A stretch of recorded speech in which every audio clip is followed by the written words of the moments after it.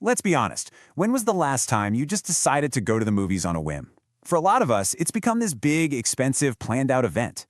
But what if the whole model is just wrong?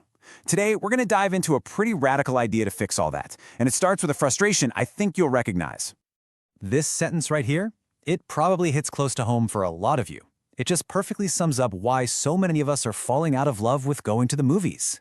It's not that we don't love the big screen, it's that the entire experience has started to feel like a chore. So what's really at the heart of this? Well, the analysis we're looking at absolutely nails it. It's not just one thing, it's what it calls the dual suffering of time and money. Sounds pretty dramatic, right? But it's true. And here it is, the core problem. On one hand, you've got ticket prices that just keep climbing, making a casual movie night a real hit to the wallet. And on the other hand, the showtimes feel like they're designed for people who don't have jobs or families. It's this 1-2 punch that's just pushing people away. Okay, but is this just a feeling? Just a bunch of people complaining online? Or is there some real, hard evidence to back this all up? Let's take a look at what people are saying and what the actual numbers show. And you see this frustration literally everywhere. This post from X is a perfect example. It's like the whole system is built to work against the average person who just wants to escape for a couple of hours after a long day at work. Now this one's different. This isn't just a customer complaining. This is from an employee, someone on the inside, who sees people struggling to afford even the cheapest ticket. That's pretty heartbreaking, and it tells you just how deep the problem goes. So here's the key takeaway. It's not just the money, and it's not just the inconvenient times. It's the combination of the two that creates this really powerful sense of frustration, that feeling of being locked out of something you actually love. And if you think the stories are bad, the numbers are even worse. A major poll asked people how often they go to the movies. Take a guess what percentage of adults go at least once a month. Just 16%. That means for a massive 84% of us, going to the movies has become a rare, special occasion, not a regular habit. So when you put all of this together, the personal stories, the social media chatter, the cold hard data, the conclusion is just undeniable. The analysis we're pulling from gives this problem a 9 out of 10 confidence score. This isn't a small issue, it's a full-blown crisis for the industry. Okay, so the problem is huge. We get it. What's the fix? Well, this is where things get really interesting, because the analysis proposes a solution that's direct, it's elegant, and it just might be revolutionary. Meet the Night Cinema Pass. The idea is so simple, it's brilliant.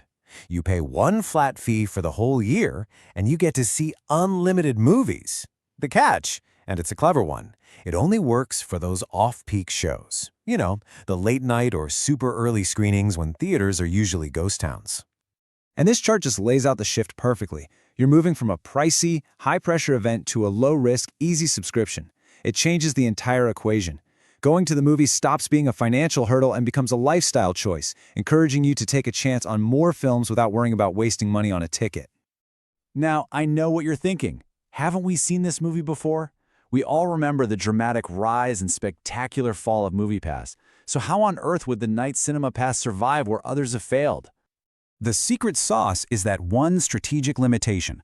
By focusing only on off-peak hours, it completely avoids the mistake MoviePass made. It's not trying to pay full price for tickets to the sold-out blockbuster on a Friday night.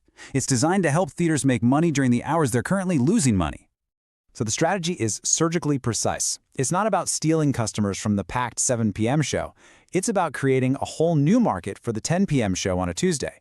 It literally turns the theater's biggest liability, empty idle time, into a brand new asset.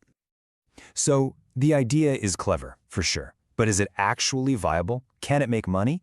Let's get into the final section and look at the numbers. The analysis uses the Japanese market as a case study to figure out the real financial potential here, and it's fascinating. All right, first you got to start with the big picture. This is the total addressable market, or TAM. Think of it as the entire pie. Every single yen spent at the box office in Japan in a year. And as you can see, it's a massive pie, worth over 200 billion yen. But you're never going to get the whole pie. So we narrow it down to the serviceable available market, the SAM. This is the slice of the pie you can actually go after. For the Night Cinema Pass, that's the value of all those quiet off-peak movie tickets, which is still a huge number. And finally, we get to the most important number of all, the Serviceable Obtainable Market, or SOM. This is the realistic goal. What can you actually capture in the first few years? The target here isn't a fantasy. It's to grab just 3% of that off-peak market, and that alone adds up to nearly yen 1 billion. To make that number even more real, let's break it down. At a pretty reasonable annual price, that goal means you need to sign up just under 78,000 subscribers. Now that's not easy, but in a country of over 120 million people, it feels like a very achievable target, especially in big cities. And this whole breakdown really leaves us with one big provocative question.